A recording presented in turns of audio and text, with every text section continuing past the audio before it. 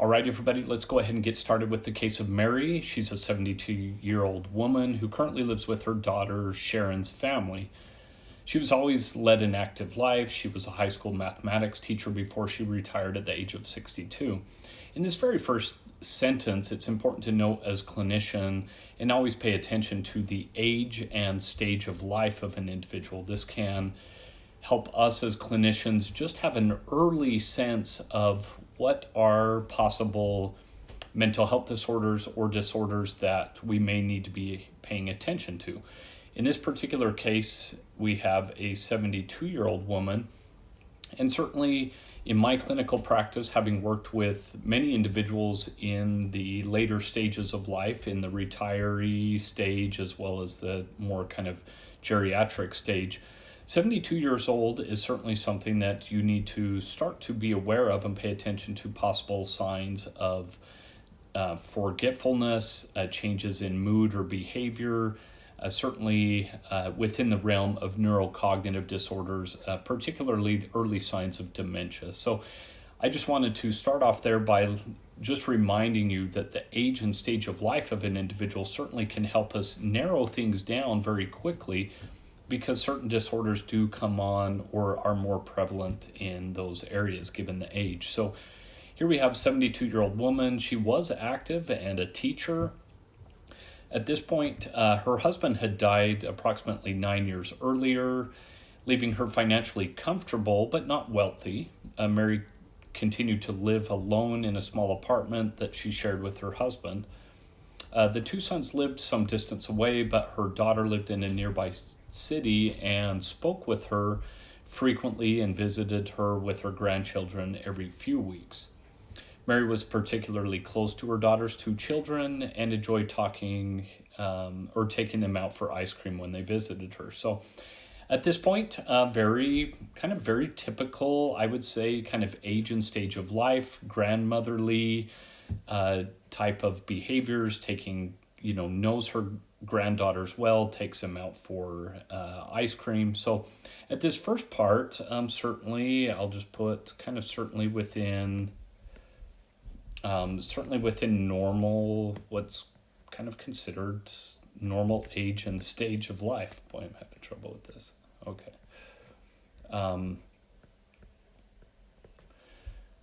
These are normal, I'd say normal behaviors. There's no significant signs of anything going on.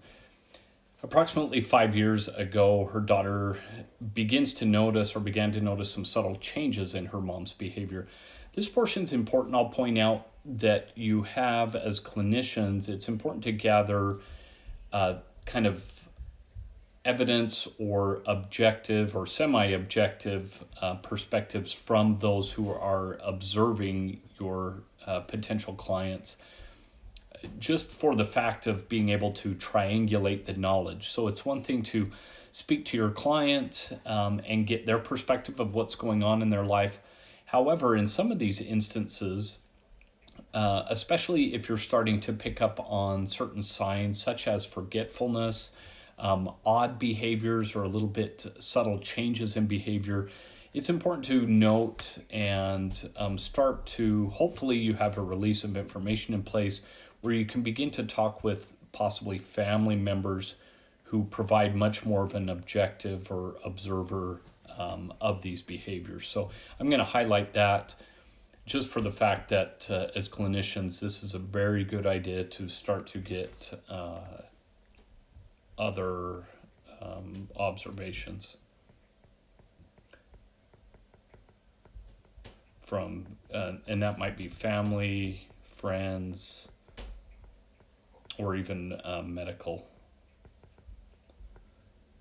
personnel or provider. This could be, for example, kind of medical doctors. This could even be down to home health aides, CNAs, other individuals that may start to observe these behaviors. So it's important to have a release of information to at least with some contact in the family or family member, so that you can have an open communication with them of what your observations are, especially if the client is not being or becoming aware of some of their own behaviors. They may downplay it, such as, I've kind of forgot my keys recently, or, been somewhat forgetful. And yet I've observed in my own practice that family members will definitely tell a different story, that it's more than just mild forgetfulness, that there are some more significant changes going on. So here we have the daughter beginning to notice what she terms, in this case, subtle changes. So let's find out what those are. Mary has always been a good housekeeper, prided herself on how clean she kept her apartment. During one visit, the daughter Sharon noticed that the kitchen floor was dirty. The carpets had not been vacuumed recently, and there were dirty dishes in the sink. So obviously Sharon began to notice that there were changes that are not typical of her mom, especially if her mom had been kind of very, very conscientious of having a clean place. She suggested that her mother might want to have someone come in and help with the housework. That statement probably kind of triggers some defensiveness, which in fact did occur. Mary seemed irritated by the suggestion and replied, "I've always done my own housework. Why would I want someone to help me now?" So there is that kind of defensiveness, and that is also pretty common with those who are kind of in the early stages of some sort of forgetfulness, or possibly in the early stages of what might be. And it's at this point we can start to kind of put down some possible diagnoses that we need to rule out or consider. So this changes in behavior where no longer doing the things that they normally would have done. In this case, it could be dementia. Certainly we can't rule it out at this point, but certainly depression can come along with those type of behaviors, where a person experiences some form of anhedonia. You're just not enjoying things anymore. Behaviors that you normally would have done, such as cleaning, is pretty typical with depression, to no longer clean anymore or take care of those behaviors that you normally would have been on top of. The other thing to note here is dementia and depression oftentimes do coincide, particularly on the onset, for example, of dementia. Beginning to forget things, beginning to struggle with basic daily functioning, does actually begin to evoke and cause the person to begin to feel depressed as they begin to struggle more and more with activities and knowledge and basic tasks that they had never had problems with and now they're struggling with. So it contributes to a sense of depression. So it looks like she seemed indifferent to the dirty kitchen floor and was obsessed with cleaning the sink. So let me just highlight a couple of things here. So we do have kind of this little bit of defensiveness or agitation because she's kind of being called out a little bit by her daughter. There was this subtle changes in her mother's behavior. So let me go back. And the changes were particularly due to cleanliness. So, and those type of behaviors. In this case, Mary seemed indifferent to the dirty kitchen floor, but was obsessed with cleaning the sink and toilet in her bathroom. So it's almost kind of very odd or strange changes where cleanliness as a whole typically would be across the board of, from one room to the next of all parts of the home. Instead, the daughter notices that it's not cleanliness keeping her apartment clean, broadly speaking, but there's this obsession now with just this particular room, and there's an indifference to another place of the house, which is kind of very odd and strange type of thinking or behavior. Looks like her daughter was concerned because this behavior was unlike her mother. Sharon began to detect additional changes in her mother over the next 2 years. So we have quite a time frame here. So the husband dies 9 years ago, and then 5 years ago, the daughter begins to notice, and then 2 additional years. So now we're 7 years in. So these would be, as a clinician, some of the things that what we would probably likely, I would have at this point said, hey, given that she's 72 years old, I would likely, if I had a release of information and or if the daughter had power of attorney over medical care, begin to communicate that there is some concern that there might be some early signs of dementia, or that she would likely need to be seen by her primary care and or a neurologist or a specialist to begin to keep track of this at very least. I personally, as a clinician, would not diagnose this dementia. There's not enough signs and symptoms, nor would I want to do that myself as a licensed clinical social worker. This is something I'm much more comfortable turning over to a medical provider and a specialist to do much more in-depth testing and observation, particularly if it could be caused by any sort of medical condition that contributes to forgetfulness or neurocognitive issues. So let's continue on with this particular scenario and see what goes on. So here we have, it's 2 years later. Mary seems increasingly forgetful. So we have additional forgetfulness. I will change this here to much more of an important symptomology. So increasingly forgetful. On one visit, Sharon noticed that little notes were taped on the cabinets around the kitchen. She asked her mom about these notes and was told, "They're just reminders, dear. I have so much to do these days." So these subtle little reminders and notes for the mom to be able to help her is possibly another clue that there is some struggling going on. And yet, once again, it's very difficult, and my heart goes out, and there's a lot of empathy that at this age and stage of life, I don't think any client necessarily wants to come out and admit, hey, I'm in the early stages of possible dementia. I mean, that's a very, very difficult thing to have to acknowledge to yourself. And so, these helpful little reminders, sticky notes, things like that to kind of gently help her as a coping skill is certainly one way that the mom is attempting to kind of function and live a functional life. So a few months later, the notes appeared all over the house. So this again is very significant, that now this coping skill to help possibly with just kind of a few things now is turning up all over the house. So when asked about them again, the mother seemed offended, "Stop treating me like a child." And this I've seen quite a bit throughout my practice, is that there is kind of increased, I'll just put kind of increased agitation or irritability, I'll put that, and possible defensiveness.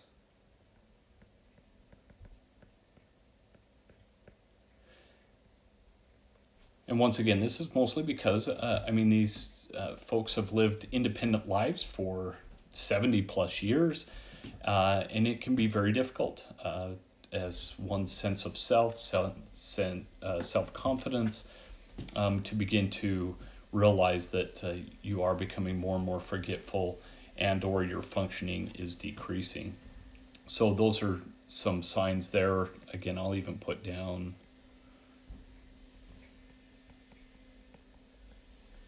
so forgetfulness is certainly one that you see quite a bit. So additional problems appeared. Back to the scenario, Sharon noticed that some unopened mail had been sitting on the living room coffee table for several weeks. That also is very typical. So essentially tasks undone, tasks are being forgotten, and that can be bills, that can be other things such as chores, which have been mentioned in this scenario, appointments also very frequently are missed or forgotten. Okay, so she opened the mail, discovered, and this referring to Sharon, that one envelope contained a notice from her mother's bank indicating that she had overdrawn her checking account by $123. So certainly financial mistakes are starting to be made. I also see this quite frequently in practice, where similarly there's an overdraft from the account, bills are not being paid, possibly overpayments, underpayments. I've even, certainly in this population, certainly something to be aware of is scams from, phone scams, phone email. That's something as a clinical social worker to be aware of. And I've seen this with some clients talk about, I was contacted, I won a prize, or I'm being investigated and I needed to send this particular person money so as to not, or to pay off the fine so that they don't pursue me further with criminal charges. So just be aware as clinicians that also these can be very vulnerable populations, particularly in these stages of possible early dementia and forgetfulness. Being scammed by, on phone, email, otherwise can be fairly common out there. So it looks like when asked about it, the mother was furious. Sharon pressed the issue, discovered that her mother's checkbook was filled with errors. As I just said, that's pretty common. She made an appointment for her mother with a family internist and explained her concerns to the doctor. He examined Mary and told Sharon, "I can't find anything wrong with your mother. She's as healthy as a horse and just as charming as ever." So this can be the case, actually, again, when we're talking about kind of overall social kind of interactions. Typically, these folks can be, they can still be charming, they can still be kind of fun or interactive, and still show many of the same kind of personality as they did before. From what I understand, these are some of the last things to change with an individual with dementia. Oftentimes, even though they may show irritability and frustration to family members who confront them, for the most part, the social skills and some of their personality, generally speaking, hangs on for quite some time, which is kind of often the confusion that causes confusion to medical providers, because especially in this case, if they're as quote-unquote healthy as a horse, oftentimes medical providers will be kind of like, oh, they'll chalk it up to age. Yeah, she's a little forgetful. And in this case, that was the case. The medical provider pretty much says, hey, everybody forgets things when they're older, so don't worry about her. Don't worry so much. Sharon, though, continued to be somewhat reassured, continued to have a nagging doubt about her mother's condition. Again, I'll just chime in that this has been the case. I've seen this happen where loved ones, family members have taken their mother, father to the doctor. Similar thing has happened where the client will oftentimes downplay it and just say, hey, I'm struggling with my memory a little bit, or I've been forgetful with some things. And the medical provider will take into account the patient's words more so than that, more what I would consider much more objective observer of the daughter, who's probably saying, wait a second, there's quite a bit more than this. So it's a delicate balance from the medical provider's point of view. However, in this case, he kind of dismisses it and just says, hey, keep an eye on it and we'll see. So what goes on is a few months later, Sharon's concerns increased again. Mary started calling her daughter every night, complaining that someone had placed a computer in her bedroom. So this is also very common. There's kind of a sense of paranoia with individuals that are kind of in these stages. They don't recognize changes in their surroundings. They don't recognize the changes in their surroundings, or they feel that, again, in this case, someone has placed a computer. So it can be very confusing to them, even though their family member may have told them, like, hey, Mom, I'm taking this, or whatever the case may be. they may start to not recognize subtle changes or changes in the surroundings in their environment, which may cause them to feel a sense of paranoia, suspicion that something else is going on. One day she began accusing Sharon of trying to steal her money. So this is another symptom that we need to pay attention to, is accusations of family members turning on them, of taking things, stealing things. 2 weeks later, she got a call from her mother's neighbor who reported that two strange men had brought her mother home that day. So that's also common. So you have kind of these behaviors of kind of accusations against others. You also have this wandering or getting lost in familiar places. In this case, people had to bring her back home. The men informed the neighbor that Mary had stopped her car and asked them for directions, but didn't seem to understand how to follow the directions. So especially in this case, we're talking about much more detailed information kind of regarding location, and then how to navigate back to their home or to wherever they need to get to for an appointment. This person-place orientation becomes kind of distorted and forgotten. Sharon became alarmed, took her youngest child with her to visit her mother. When they arrived, Mary seemed glad to see them. She kissed her daughter, looked down at the 7-year-old granddaughter, Louise, and said, "What a darling child, what's her name?" And this is when most family members certainly become very, very concerned. And for the family themselves, I would just make a note that this is when kind of the family needs to be considered as far as their emotional impact.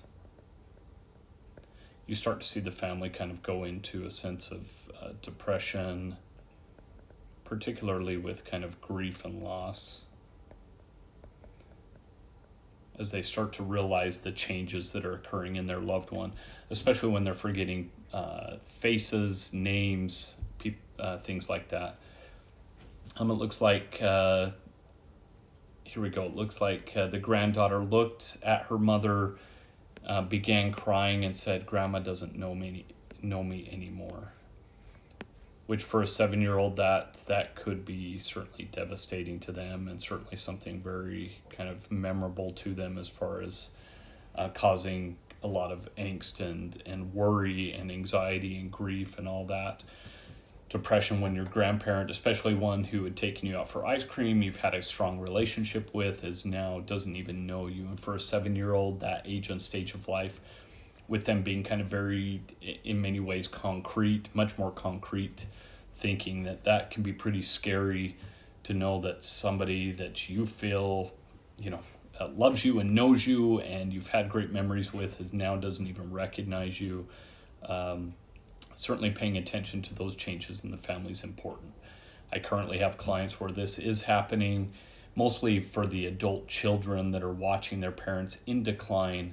And there is this sense of, certainly this sense of grief and loss, and that is huge as they see their parents who once were, in this case, a mathematics teacher, likely very intelligent, charming, social, and now they're not the same person. In fact, I've had clients really kind of describe that they're very much a shell of the person that they once were, especially their behaviors as they start to change and become possibly more irritable, defensive, depressed, aggressive. Sometimes this even devolves into decreased use of language, bodily functions. And certainly we see in this example that it is progressing and progressive to the point where over the matter of months now, things are very much in decline. So with this being said, there's a couple of things that we want to consider. Certainly, I would say certainly in the beginning of this, so in the beginning of this scenario, we're likely looking at the criteria being met for a mild neurocognitive disorder. However, I would say in this final section here, particularly this last paragraph, we're certainly meeting the criteria for much more kind of major neurocognitive disorder, especially not recognizing individuals getting lost and wandering off, becoming kind of much more paranoid, not recognizing changes in her surroundings. This is, again, very, very concerning and impacting her daily functioning to the point where there is much more struggle to carry out these functions in a very safe way that protects her safety as well as to others as well. This is kind of a very general and broad kind of diagnosis or direction that you'll want to head in. This will at least tell us that we're in the neurocognitive range, meaning at this point, this is where a referral comes in to a medical provider. So certainly refer out to a medical provider to then determine the etiology and diagnosis. So this certainly could be something to the effect of what they would say. In this case, it could be something like major neurocognitive disorder specified to, for example, Alzheimer's disease. But there's about 12 different types of this major neurocognitive disorder, ranging anywhere from Alzheimer's disease, frontotemporal lobe, vascular disease, Lewy body disease, HIV, substance medication, Parkinson's, Huntington's. So that's why as clinicians, it's important to know the signs and symptoms, the behaviors, be in contact with the family. It's important to know kind of what a neurocognitive disorder, both the mild and major symptomology is, and then make a proper referral to a medical provider to then determine the etiology of this and the type of kind of neurocognitive disorder. In this case, like I said, it's likely fitting kind of this major neurocognitive disorder. It could seem like an Alzheimer's type, but that would be require much more testing in that case. And that's where I would go with this. Be in communication with the family. Likely you will be trying to help out this particular client with what will likely be increased depressive symptoms, increased worry, paranoia. This will be a lot of trying to teach some coping skills regarding mindfulness, breathing, relaxation, anxiety, and depression type of activities or behavioral activities that bring meaning to this person's life or that can still be enjoyable. These will oftentimes need to be kept very simple, not very complex, as well as limit them to not leaving the house, particularly if they're getting lost. So some of these activities will need to either be done at home or in conjunction with a family member who might be able to take them to the park or somewhere that they enjoy that's peaceful and calming. And that would be the case here of Mary. So this is a great example. This is very kind of true and to the point of what those of you who might be working with much more kind of elderly populations, this is pretty common. All of these symptoms and signs are something that you will see and need to be aware of and pay attention to, and so that you can work effectively with them. Very good. This is the case of Mary.